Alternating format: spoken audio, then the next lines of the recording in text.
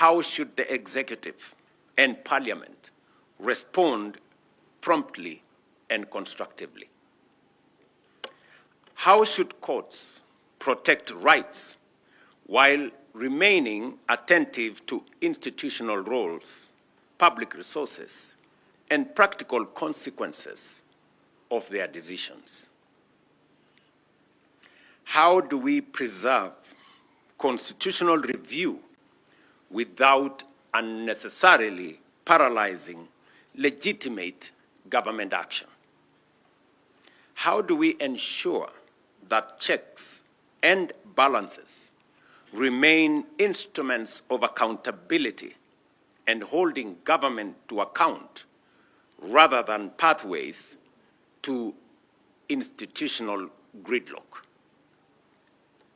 These questions do not constitute any attack on any institution or infringement on any institution. Judicial independence is non-negotiable.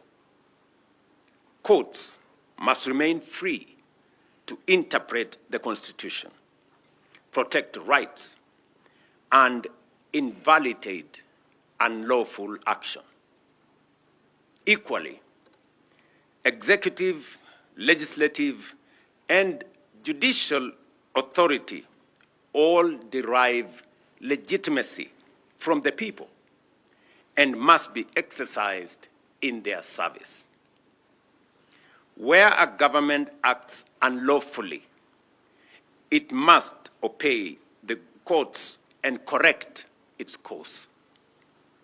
Where lawful policy choices fall within the constitutional authority of elected institutions, that democratic space must also be respected.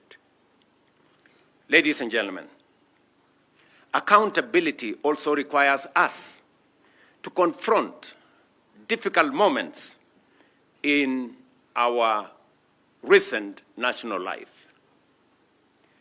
During the protests of 2024 and those that followed, young Kenyans and other citizens exercised their constitutional freedoms to speak, assemble, demonstrate, picket, and petition public authorities. Their message was clear. They wanted to be heard. They demanded greater accountability, better government, and a meaningful place in shaping the future of their nation. Those demands were not an assault on democracy. Peaceful protest, criticism, and dissent are essential to democracy. Yet, those protests also presented our republic with a profound constitutional question.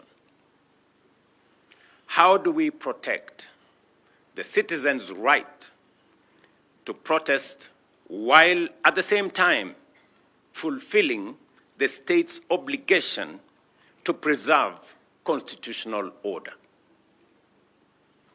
The Constitution itself provides the starting point. Article 37 protects the right of every person peaceably and unarmed to assemble, demonstrate, picket, and present petitions to public authorities. That protection must be real. No Kenyan should lose their life, liberty, or dignity merely for criticizing government, expressing an unpopular opinion, or participating in peaceful demonstration. I recognize the pain that remains from the events of that period. Some families lost loved ones. Serious allegations were made concerning unlawful arrests, enforced disappearances, and the excessive use of lethal force. We cannot honor the Constitution by looking away from such allegations. Every credible allegation of a human rights violation must be investigated independently, thoroughly, and transparently. Where wrongdoing is established, those responsible must be held accountable in accordance with the law. At the same time, defending the rights of peaceful protesters does not require us to excuse crime committed under the cover of protest. The Constitution protects peaceful and unarmed assembly. It does not protect arson, looting, lawlessness, violence, intimidation, attacks on citizens, or the destruction of public and private property.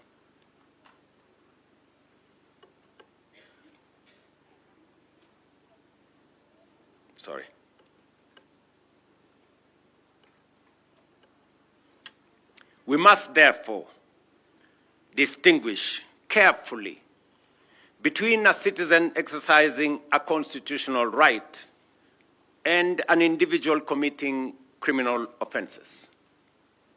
We must neither criminalize protest because of the actions of a few, nor legitimize criminal conduct merely because it occurs in the course of a protest.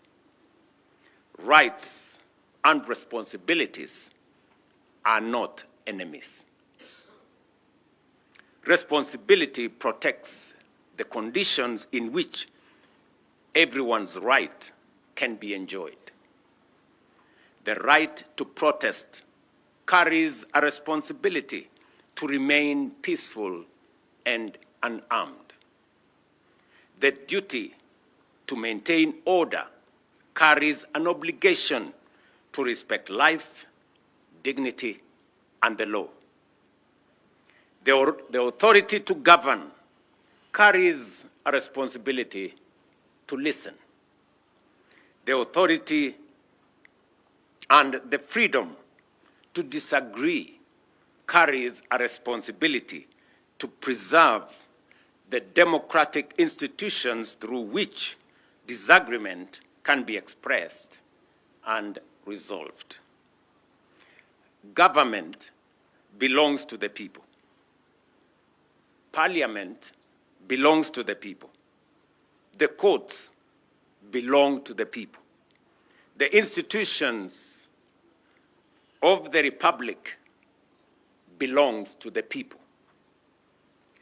They may be criticized, challenged, and required to account, but they must not be destroyed because they are the instruments through which the people govern themselves. Our national task, therefore, is not to choose between liberty and order.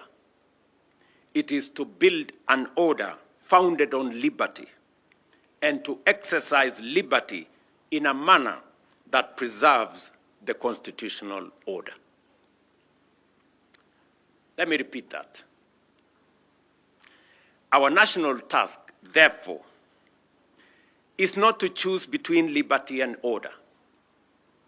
It is to build an order founded on liberty and to exercise liberty in a manner that preserves the constitutional order.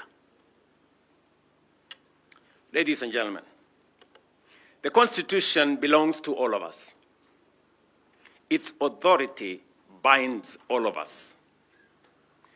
Its rights protects all of us. Its responsibilities call on all of us to account.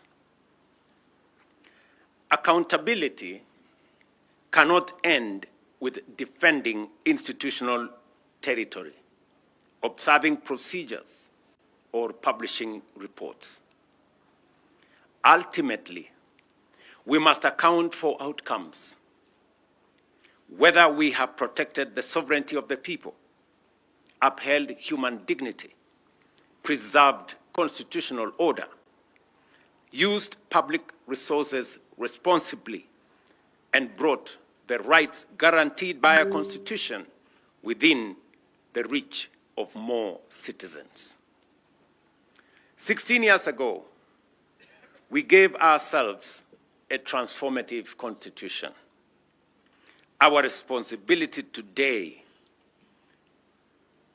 is to fulfill its promise and build a democratic, prosperous, and transformed republic. That is the meaning of Katiba at 16. What we now say, Kenya yetu, wajibu wetu. I know there will be a robust conversation after this.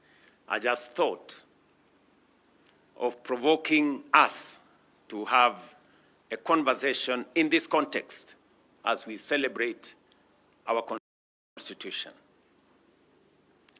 And it is a moment for us to reflect collectively as a nation, not pointing fingers, not avoiding responsibility, not trying to excuse